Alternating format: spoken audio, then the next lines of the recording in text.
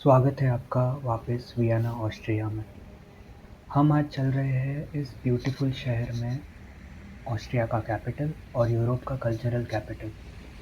Vienna में आपको ऐसा लगता है कि आप 2025 में नहीं बल्कि टाइम मशीन में बैठ के 100-200 साल पीछे आ गए हो।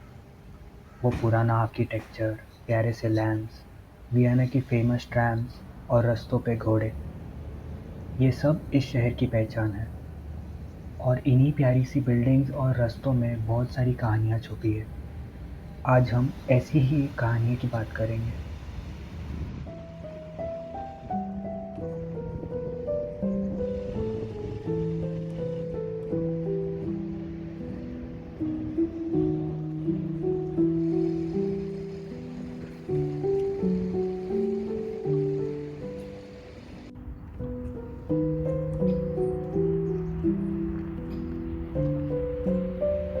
आज वैलेंटाइंस डे है वैसे तो आप सभी खूबसूरत लोगों को हैप्पी वैलेंटाइंस डे। इस प्यार के दिन को याद करते हुए इस प्यार भरे शहर में हम आज बात करेंगे दुनिया के मशहूर music composer Ludwig van Beethoven के बारे में और उनकी वियना वाली लव स्टोरी के बारे में।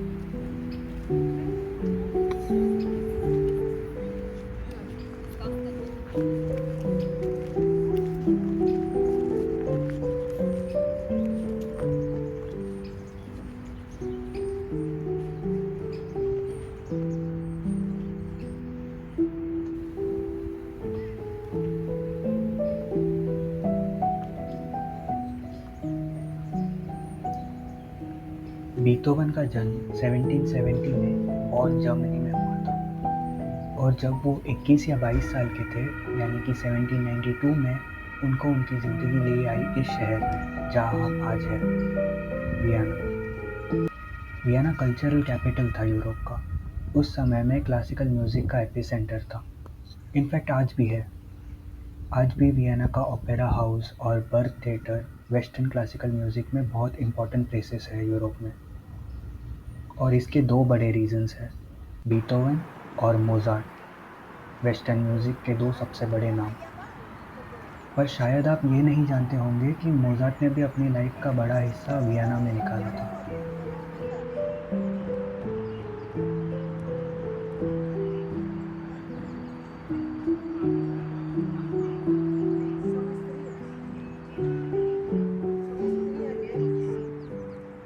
Échate la crema. Échate la crema, la crema.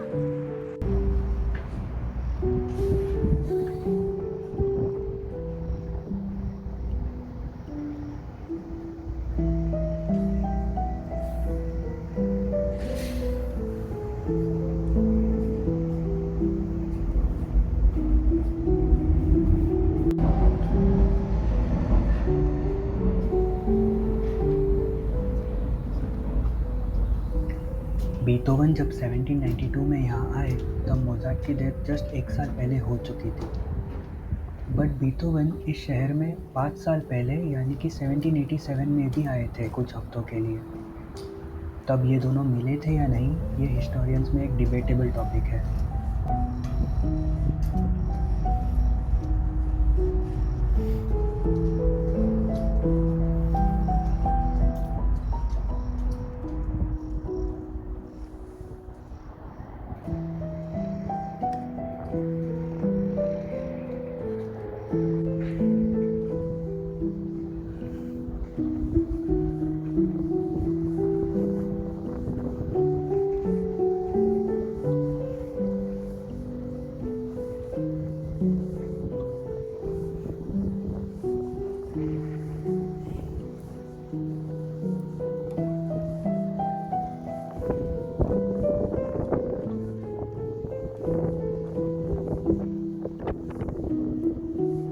अच्छा, तो वापस आते हैं 1792। 22 साल के हमारे बीथोवन जी यहाँ आ गए। छोटी उम्र से ही उनका म्यूज़िकल टैलेंट अमेजिंग था। चाइल्ड प्रोडिजी थे वो। उन्होंने बहुत सारे नए कंपोजिशंस कर लिए थे इस समय तक। अब आते हैं इंटरेस्टिंग पार्ट पे। इस कहानी में एक मोहतरमा भी है, जूलिएटा गुचार्डी उर्फ जूली। 1784 में इनका जन्म हुआ था और जून 1800 में वो आई यहाँ वियना में। एक अमीर और नोबल ऑस्ट्रियन फैमिली में पली बड़ी लड़की और एक बेहद टैलेंटेड पियानिस्ट। जूलिएटा वियना अपने फैमिली के बदौलत बीथोवन के सोशल सर्कल में आई। उनको पियानो सीखने की बहुत इच्छा थी, तो बीथोवन इन्हें पियानो सिखाने लगे और वहाँ टीचर स्टूडेंट से शुरू हुई इनकी दोस्ती जो बाद में प्यार बनी। वियना के खूबसूरत रास्ते, सुंदर बिल्डिंग्स और अमेजिंग बॉलरूम्स बने इनकी प्यार का ज़रिया। इनकी कहानी की आगे की एग्जैक्ट डिटेल्स हिस्ट्री में थोड़ी धुंधली सी है, पर बीथोवन हालांकि मशहूर थे, वो थे तो एक कॉमनर और जूलिएटा ठहरी एक नोबल फैमिली से। उन दोनों के सोशल स्टेटस में बहुत फ़र्क था। उस समय में एक नोबल एक कॉमनर से संबंध जोड़ना सोसाइटी में एक्सेप्टेड नहीं था। तो कुछ टाइम बाद जूलिएटा की शादी हो गई एक नोबल फैमिली वाले बंदे से। बीथोवन के लाइफ का एक बड़ा हार्ट ब्रेक। इस समय तक बीथोवन टिनिटस से भी गुजर रहे थे। उनके कानों में रिंगिंग होती थी, जो कि उनको म्यूज़िक कंपोजिशन में बहुत तकलीफ देती थी। ये आने वाली मुसीबत की चेतावनी थी। कुछ सालों बाद बीथोवन के कानों ने उनका साथ देना छोड़ दिया। एक ऐसे म्यूज़िक कंपोज़र और पियानिस्ट की मानसिक स्थिति जो सुन नहीं सकता, केवल वो ही जान सकता है। बीथोवन इस दौरान डिप्रेशन से गुजरने लगे।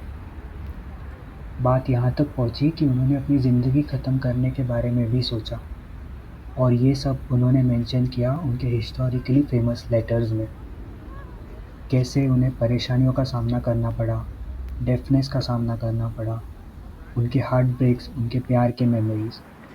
बीथोवन ने जूलिएटा को इन सालों में बहुत सारे लेटर्स लिखे।